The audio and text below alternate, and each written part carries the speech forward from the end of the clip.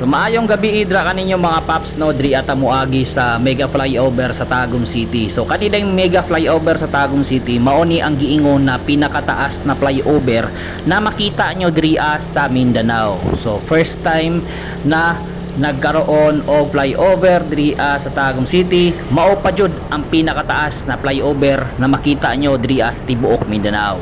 So ako ang agian kung unsa na ang update diri labaw na sa mga nangaging simana na perting igua ang Tagum City pod sa kusog na linog. So pila ka linugan pod ang niagi na kusog-kusog. So maagian mam gyapon siya karon, possible gyapon siya sa tanan para sa inyo ang kasayuran mao ni inyong makita kapag gabi diri sa mega flyover sa Tagum City. Sa una pag-construct ani no, daghan pud ang mga tutol og daghan pud ang mga negatibong komento kay kanidang flyover sa Tagum City na adaw ni sa fault line, sa dakong fault line na di sa Tagum City.